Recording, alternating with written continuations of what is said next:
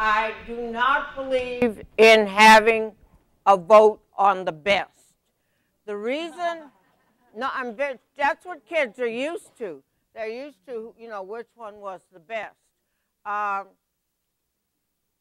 not what's most important. If we think about characteristics like using persuasive language, like powerful reasons, like use of evidence in the text, then we might talk about creating a rubric where we could self-evaluate, the tables could self-evaluate how they did. Do you see what I'm saying? In other words, the more the children internalize the process, the more it becomes theirs. This is so important, because we're not going to be sitting with them in 2025 when they are working in a global environment, in a corporation, on their 10th team, collaborative team that year, on a particular project, sending memos, holding meetings around the world, using computers for almost all of that, and technology. We're not going to be there with them to help them. So we have to think the Common Core standards started at the top. So they started at what's needed for career readiness in the 21st century, what's needed for college readiness in the 21st century, and then it went down through the grades. It wasn't built bottom up.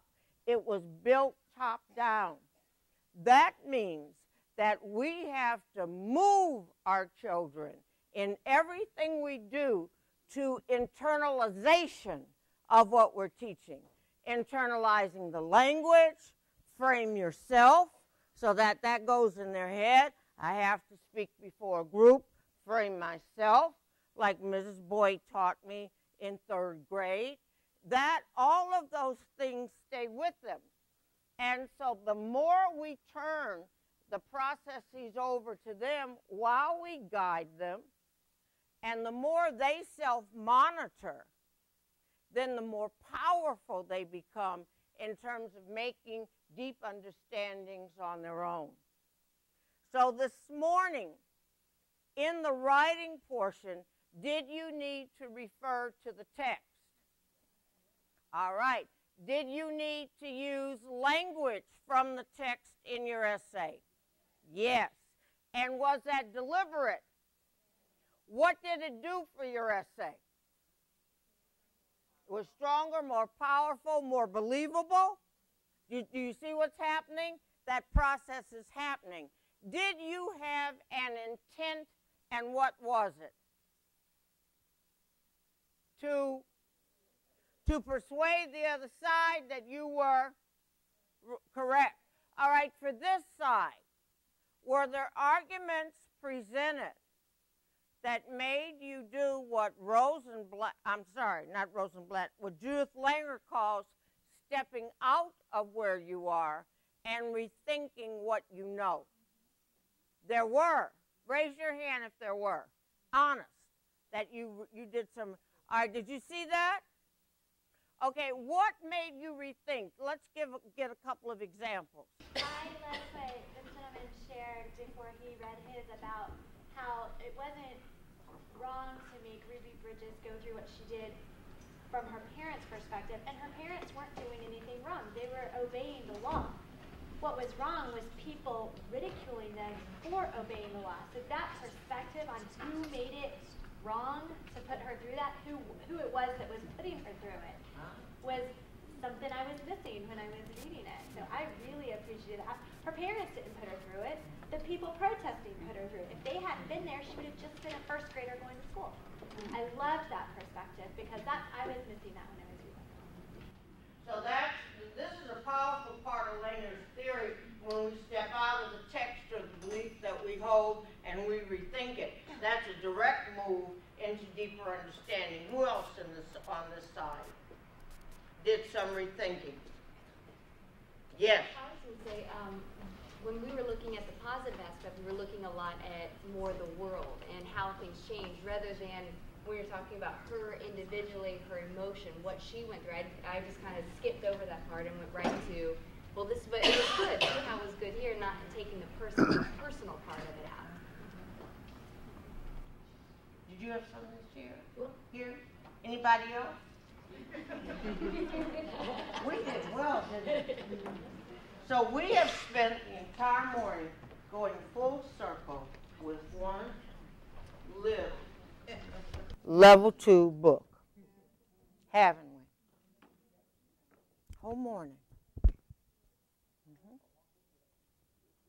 With this. And look at what we got out of it.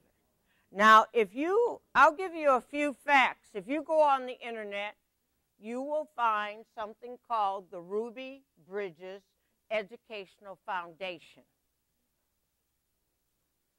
If you go on the internet and put in, information about Ruby Bridges, you will learn that her father was very against this. I'm not going to tell you everything up front. You see, that's the beauty. One of the beauties of Common Core is that when we do the read aloud and we do the reading and we do the marvelous collaborative discussions, evidence-based and all of that, and all the retellings and work, and then you go out and do some research, you're doing exactly what Langer loves. You're stepping out of text and rethinking what you know, and suddenly research begins to make sense. And kids in the 21st century have to have those research skills. They have to look at the key words. They have to look at the website source, because sometimes the source is awful. Don Liu, one of the Pearson authors who focuses on technology, did an experiment with his graduate students, and he gave them an article to read with all the information on it, including the source, and it had to do with some kind of racial events, and the students were talking about it, blah, blah, blah, blah, blah, and he said, did you look at the source? The source was the KKK. And I wish you could see Don when he tells his story. They were shocked. These are graduate students. They weren't looking at sources.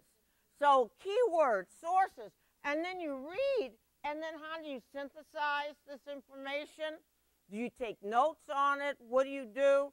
Are you looking for things about Ruby that you didn't know? Are you focusing on information about Ruby that supports your argument? Are you focusing on interesting facts about Ruby that make her a broader kind of character or person in your life? Are you really interested in what happened to her during those months of sitting alone in that classroom? Do you want to know more about Mrs. Henry, your teacher? You really want to know more about someone? That would be interesting to research and find out what happened to her. How was she treated by other teachers? So that now research has meaning.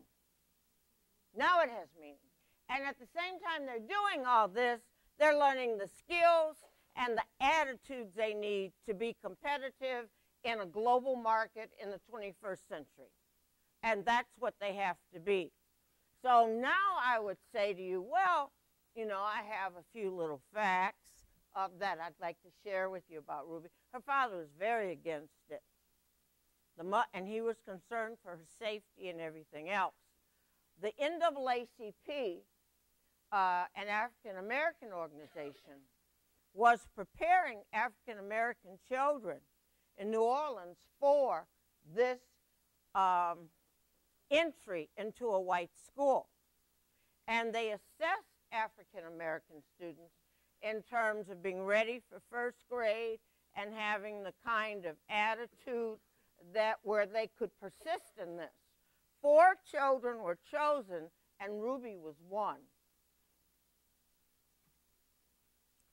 And the mother was the one who isn't this interesting?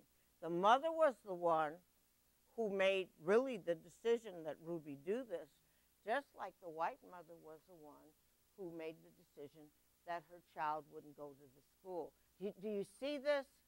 And so some of you may decide you really want to look into the enormous influence of parents on young children.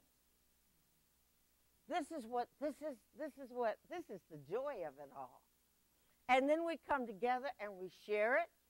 Now, I want you to be aware of something that I have not brought up. We are talking about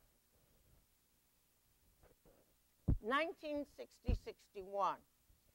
In 2012, in America, we are more segregated than we were in 1960-61.